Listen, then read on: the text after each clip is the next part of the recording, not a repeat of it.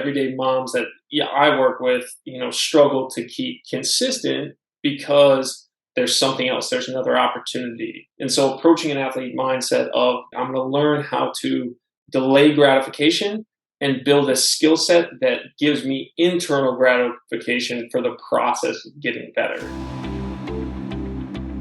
Well, welcome, Sean. I'm so excited to bring you on to my Core Connections podcast, and cannot wait for our conversation today. So since you are new to the podcast, I always like to have you share a little bit about you so that my listeners get to know you a little bit, and we'll dive into our conversation today.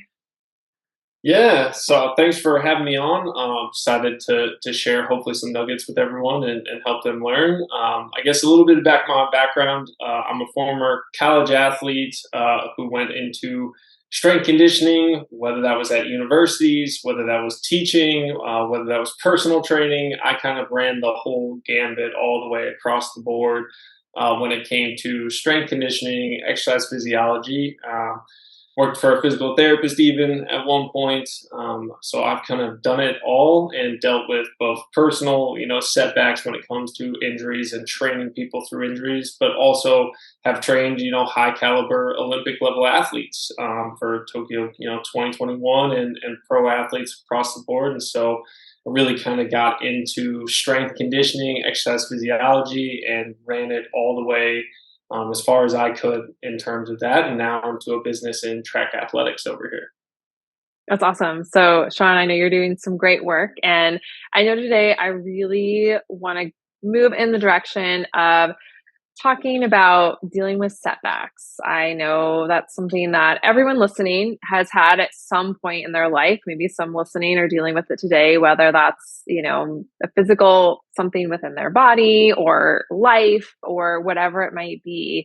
So I'd love to go that direction and, hear what you would say to yourself, from your setbacks to athletes that you work with and things like that. Yeah, so I think setbacks provide these awesome opportunities. I think that developing this mindset around setbacks are not failures, and even failures are not permanent, right? I think this idea that when we look at all the times that we are challenged most in our life, I think we end up learning the most and growing the most from it. So if we start flipping this idea of oh, it's a failure, that I ran into this setback or I didn't learn what I was supposed to do. If you start seeing it as an opportunity to grow, like that's the way you springboard that moment, that opportunity. And if you start looking at it in terms of the context of opportunity, I think you take what could be something that deflates you for months on end and you jump it and expedite it into okay, what can I take out of this? Say it's an athlete that I've had who, injures themselves and they can't compete for a few months. Great. You probably haven't been as diligent on your film if you're always competing. So maybe you start watching more film than you used to. Maybe you've been skirting by because you worked out so often that you haven't had to take nutrition seriously. And so maybe this is an opportunity to start looking at the nutritional advantages that you can take from modifying your diet or, increasing your protein intake or, choosing better whole foods, whatever that might be in that mindset, if you take it, you can learn. It's not, oh, I just got to wait until it's over. Like if you take that opportunity and jump on top of it, you grow from the challenge. And I usually talk about it in terms of, there's post-traumatic stress. We all know what that is after an event, but there's also post-traumatic growth. And so if you look at the opportunity of the challenge as I can springboard myself in growth, then take it head on. I think that's such a big thing that I see with super successful athletes, taking that opportunity to learn something else or grow in a different way from those challenging moments, those setbacks. And personally, I broke an ankle, tore a bunch of ligaments in college, and had that same opportunity to readjust, make modifications, and ended up coming back a little bit stronger and helping out my team in college to win a championship meet. And so that was sort of one of those opportunities for me to do that.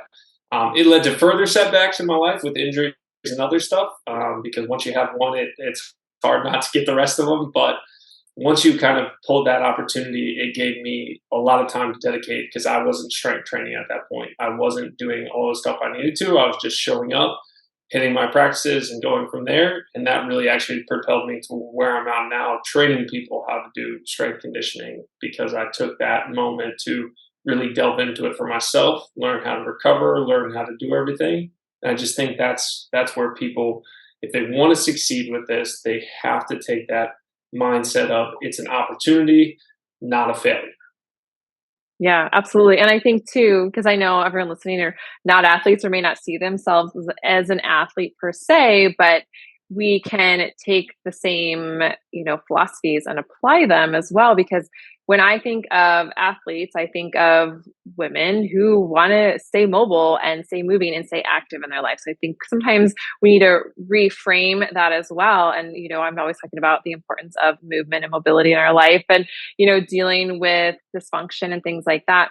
And I see all the time, if someone gets, whether it's back pain or whatever it may be that is preventing someone from being able to do the physical activity that she wants to do, it's really easy to get in the mindset of like, I'm just going to kind of push through and do what I can do, but not really take a step back and do what she really needs to do. So can you kind of talk to that mindset because it to me I see it more as a mindset shift that we have to do because we feel like oh if we stop doing what we're doing even if we're dealing with some pain it's going to actually set us back. We're going to get so weak like all that and then trying to progress forward. You know what I'm saying? I see it all the time in my clients is like it's a mindset shift we have to work on. Yeah, and I think it's very fear based. And I had a really open conversation one time with my dad. So my dad, for context for everyone, at one point in my life, my dad was like 360 some pounds. He's like 6'4". Nowadays, he runs 5Ks. He does all this sort of stuff. He's really transformed his entire life. Weighs 220 pounds. He's an amazing person. If you ever get the chance to meet him or hear him speak or do anything that he does, but I had a conversation with him once about this, and he had been doing all this running. He said, "My knee hurts, my this and that."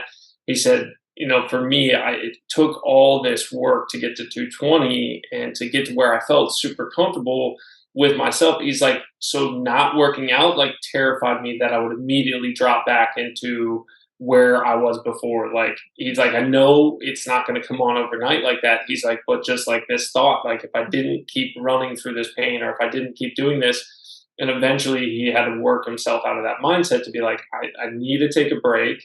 Now I need to adjust into some more stretching, some more mobility, doing different exercises for a while, just not taking a complete, like I'm sitting loafing on the couch doing nothing. There is something that you can do in terms of stretching, foam rolling, other things to help when there's an injury that comes up.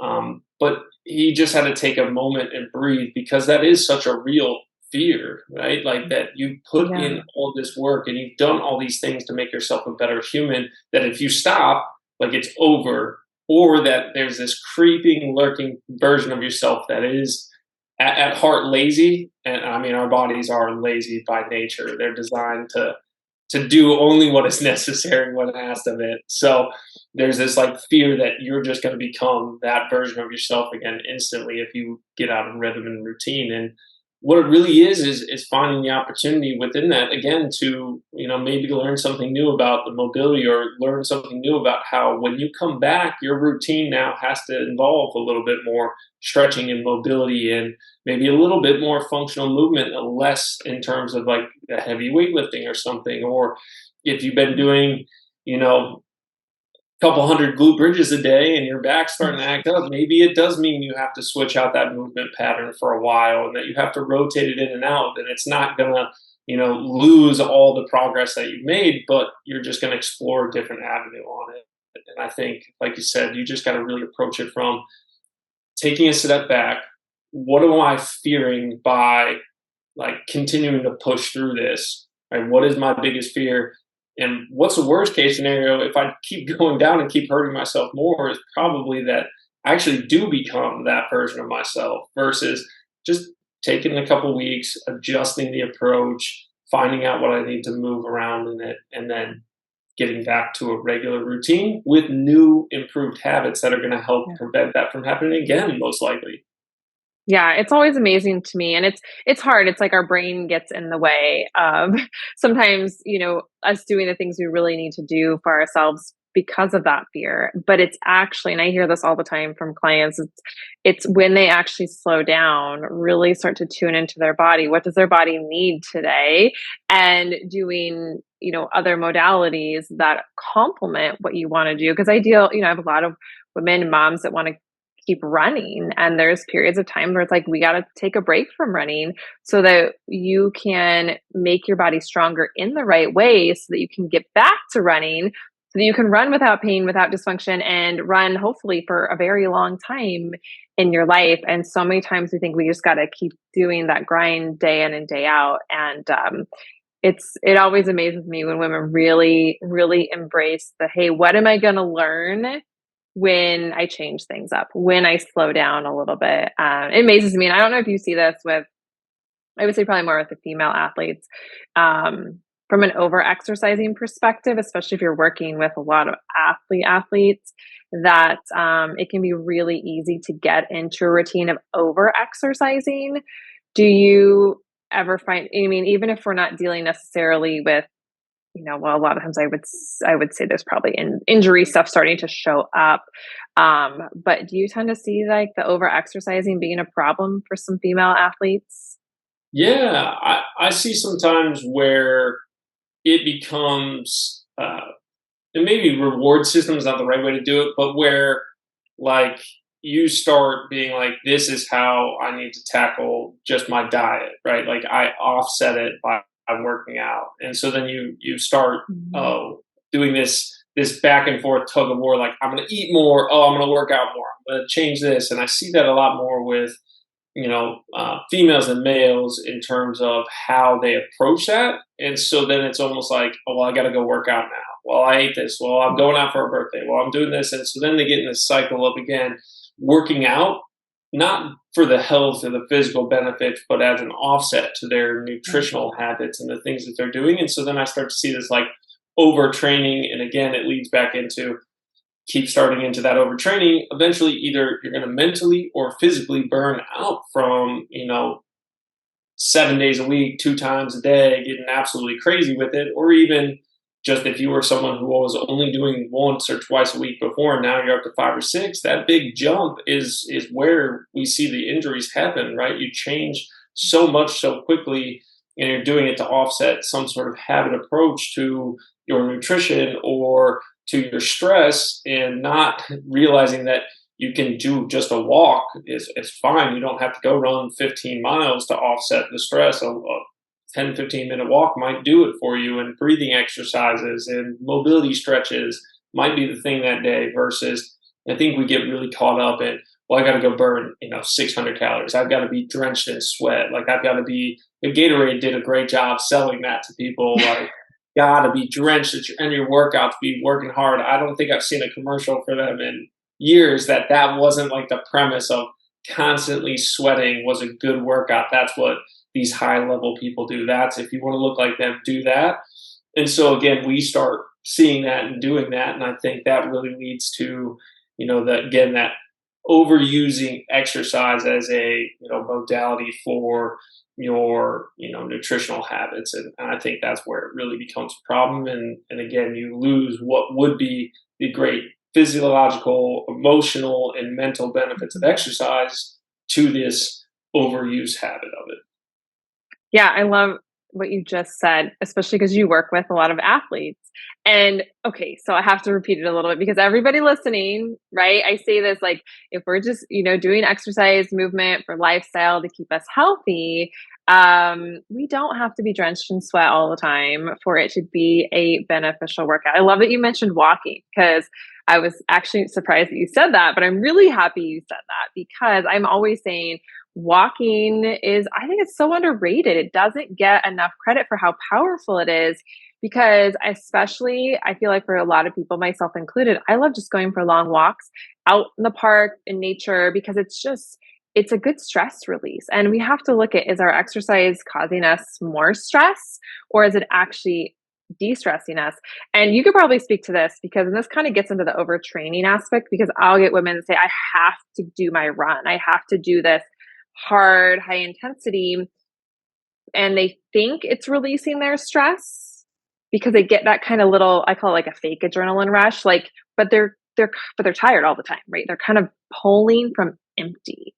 So how do we navigate that? Because again, that's a mindset thing of this whole like we got to go hard or it's not even worth doing.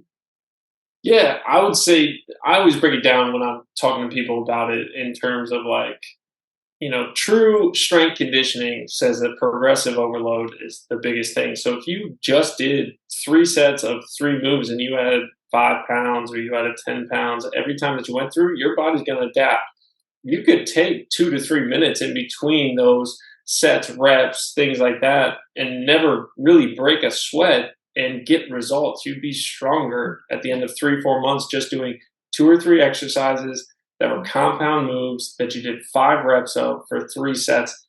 And there's no way you'd probably break more than just a very like sweat like you would if you were walking outside and it's 90 degrees out here today. So like it would be the same level of like a 5 minute walk outside.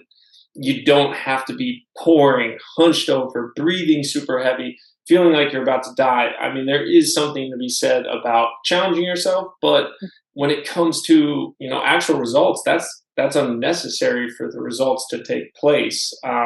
We used to joke about it with when I was coaching college athletics. The coaches would still be like, "Oh, well, they don't look like they're working hard enough," and I'm like, well, they're getting stronger. I have the data to show you it, but it doesn't matter if they look like they're working hard. I need them to actually physiologically get better. And I think so many people get caught up in what it looks like versus what the results are long term. And that's the same thing that I think makes people neglect walking because they're like, well, that's not going to benefit me like past like, when I was 300 pounds overweight. Yeah, it still has a physiological benefit. It still causes cardio adaptations. It still does this. Now, is it going to improve your marathon time? Probably not, but that doesn't mean it's not useful in so many other ways to helping get reoxygenated, helping carry, like waste products out of the muscles that you've already worked out as a way of doing it.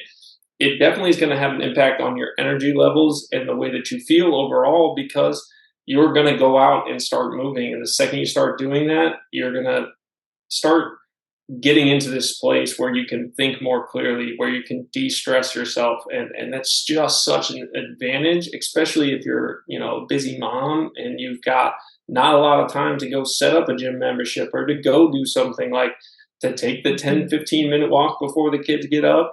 I mean, just to set your frame. I think the studies came out that it lowers your cortisol level when you are exercising and makes every stressful moment the rest of the day less of a cortisol hit or a stress hormone hit on your body. So if you can get up and do a 10-15 minute walk before you have the stress and chaos of getting the kids ready to go out or getting, lunches or, driving around, getting to work yourself, doing all this other stuff that you're going to have stress at, if you can find just something that's that subtle and simple and that effective in terms of walking, I haven't found anything else that, everyone can do. There's no cost to entry. Like it's available to you.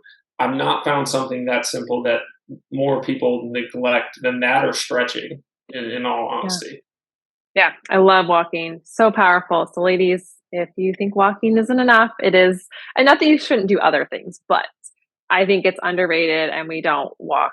A lot of us don't walk enough. And then to the point of like 10, 15 minutes a day, like that's a lot of my workouts I teach are shorter because one, we're busy. And I feel like we get so much again. It's a lot of this is mindset, societal stuff where it's like, oh, you got to be working out 30, 45, 60 minutes a day. And again, come to everything you've been talking about.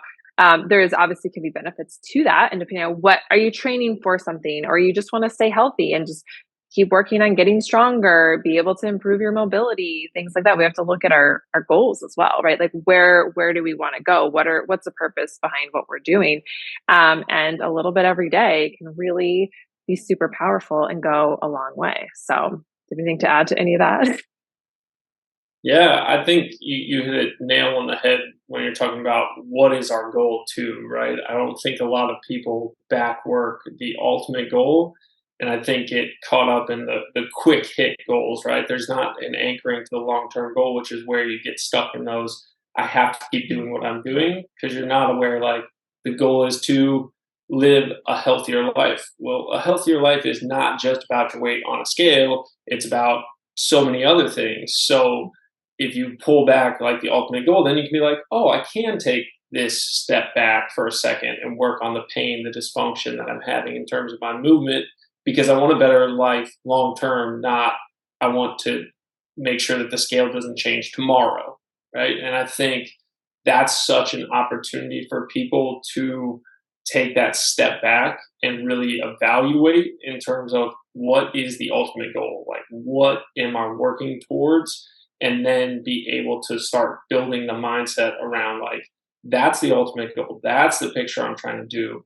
All right, so when I was thinking that walking wasn't important, or I was thinking that stretching wasn't worth the only 10 minutes I have, but again, I'm looking to be a healthier, fitter mom who's able to show up for our kids. I don't know if you ever had back pain before, but you can't show up when you got a bunch of back pain and the hip doesn't move the way you're supposed to. You get cranky. It's just like you get hangry if your body's not moving the way that it's supposed to and it hurts to do it. And you're trying to pick up a kid and move them around and someone's crying. It's going to amplify that tenfold. So, again, working back from what is the ultimate goal makes it much, much easier for you to like take that step back and go, oh, okay, I do need to just take this week to just stretch, to just walk, to just do something, as opposed to, "Oh, I can't stop this routine or I'm going to lose everything." Yeah, well said. So, Sean, what are some other tips you have for us moms and women to live our life with more of a athlete mindset, but obviously in a healthy way? Yeah, I think it comes down to that delayed gratification on things, right? I think we're in a society where it's very instantaneous to get everything you want. Amazon 2 day delivers, if not next day. I mean, some packages just show up in the morning right after you buy them. You go on Facebook, you go on Instagram, you've got 5 second clips of anything you want to see, anything you want to learn, right there at your footsteps. And that's something that the athlete mindset kind of divvies away is I'm putting in work now to be better later, right? Delaying the gratification. Like I know a bunch of athletes want to be winners, but you can't win until you put everything in the steps, the process, the workouts, the strength training, the time and effort on your form and focus and skill set. And so you have to keep investing and investing and investing before you see any return. And I think that's where a lot of, again, everyday people, everyday moms that I work with, struggle to keep consistent because there's something else. There's another opportunity, right? There's something that's jumping at them right in front of their face today that's way more exciting than a 20, 30-minute workout, right? There's something today, whether that's, oh, the girls' night out, or it's, hey, I've got an opportunity to go to a game tonight, or, oh, the newest episode of my favorite show just came out and I'm going to do that tonight instead. Like, you're always presented with these easier solutions to excitement, boredom, what you're feeling in your life in terms of happiness, those sort of things that can be filled very short term in a void that doesn't move you to a long term better life. And so approaching an athlete mindset of, okay, I'm going to learn how to, you know, delay gratification and build a skill set that gives me internal gratification for the process of getting better, for the process of my long term growth as a person. I think the most successful athletes find a way to incentivize themselves internally for the reward and the process of it to get there because most of them have been doing it for years and years and years before they get this big paycheck out of it. Most of them are doing it for the love of the whole thing to get to where they want to. And they've built in those internal systems to start. And I think that's where we can take that approach of, okay, what do I want long term? Finding again, what is my actual outcome and goal? And then how can I, reward myself more internally, less externally, to get to that lifestyle, to get to that place that I want to be at. So that's not, the Oreo switch and bait for myself, but a really truthfully long term rewarding process to get where I want to go. Yeah, I love that. Okay, so ladies, we have to be thinking of ourselves more as of an athlete, whether you see yourself, because again, sometimes we think of athletes as like professional athletes, things like that. But a lot of us were athletes when we were younger. I would still say I look at myself as an athlete, maybe in a different way, but like Pilates is my jam. I love doing it, the things I do. So I think it's all about really reframing the way we're looking at ourselves, the way we're looking at our life. And I love it's so many good nuggets in there that you said. And it is that instant gratification, man. It is so real. It is so real. And I think sometimes it's tuning into when you're talking about internal things, just to help everyone listening of maybe some ideas, because again, I see this a lot, is, maybe it is that low back pain, or it's the incontinence, or it's, hey, I just want to feel a little bit more energized, or I want to start feeling a little bit stronger. Tuning into those things to be your driver. I can't tell you, and I'm sure you hear it from clients too, when, sometimes it's just that getting started and it's those little things. And that's where kind of going back to what we were talking about is the like 10, 15 minutes on a regular basis. I can tell you that is going to get someone better results long term than someone who's like, oh, I'm going to go do an hour workout here. And then, oh, I'm going to go do an hour workout there. And there is no consistency to it at all. It's about, we've got to be consistent, because when we start to be consistent, even with a little bit, then you are getting that internal feedback, because guess what? Your body starts to really like it. You start to feel better, right? So it's that internal loop starts to happen. And before you know it, skip a couple days, your body starts to say, hello, you need to go do your movement practice, or go do your walks, or your core rehab, or whatever it is. I find it's so true all the time, but we have to tune into that more than, like you said, that always that physical aspect of it. And when we start to really listen to our body, it's amazing what can really start to happen for our body and our health. And then long term, and I know it's hard. I know it's hard to think like long term, but again, Sean, I'm sure you work with some a little bit older clients as well that want to stay more in that athlete shape. And I do as well. And so sometimes when we're in our 30s or in our 40s, it's hard to always think like, oh, where do we want to be when we're in our 60s or our 80s? And I can tell you, I know you guys, I have a vision that I want to still be doing everything I'm doing today, and maybe even more when I'm, nearing 100. Like, that's my goal. I want to be where you see those older women out hiking and they're like, she's 97 years old. I'm like, that's me. Put that in your vision. And I cannot stress that enough, because if you see that, then when you go through these phases in life where life can kind of derail you, you need to come back to be like, no, that's what I'm doing, and that's why. Or like keeping up with your kids, or I know we have grandmas listening, right? It's like wanting to keep up with those grandkids, and it's like those are the things that, like, what is it that encourages you and motivates you? And maybe it's getting out of pain, maybe it's keeping your mobility as long as you possibly can, whatever it is. But it's like, find it and put that in your visions, and that can be your carrot. I absolutely love that. Anchoring function is one of the best things for consistency long term. Mhm. And it's something that you got to remind yourself, whether that's on a vision wall, or it's a I set my daily reminder text, like set up to myself, so I get a reminder alert every morning of what the vision is, like why it's important. Because my alarm goes off at 4:45 most Mm. mornings. Like, why do I need to get up right now? Like, what am I trying to achieve? What is the long term vision? What does how am I helping more people at track? How am I showing up for my wife, like, in the future? So I know, like, I have that set up for myself as like an anchoring mechanic. And I love that you said that, find that anchoring mechanic for yourself, whether that is 90 years old, this is how you want to look, feel, and do, whether that's something you're anchoring to for the next 5 years, and then you rewrite that vision for the next 5 years. You just got to find something. Again, that's what makes Olympians so great. There's this one event 4 years from now that they are dedicating focused time and effort and consistently coming back to again and again and again to get to that, space for themselves where they can be competing for a world championship, be competing for Olympic gold medal. Like, to do that, you have to keep anchoring again and again. And even as us, like, normal folks, as I would call myself these days, like I'm athletic, but I'm not competing for that. What I am competing for is the best version of myself to be able to show up day in, day out for my family, to build something in terms of track that allows more people to experience the benefits of health, physical wellness, emotional well-being, so that we are a more thriving and happy, area over here in Akron, because people have the opportunity to experience that. And to, again, if I don't anchor to that, that 4:40 and 5 alarm is going to be a problem eventually. But Yeah. if I have that anchoring mechanic, it makes life so much easier to be like, that's a fulfilling, exciting vision for me, and to pull into it day in and day out. I love it. So good. Okay, Sean, is there any last thing you want to add to share with anyone or with everyone listening about movements, being an athlete or athlete mindset anyway?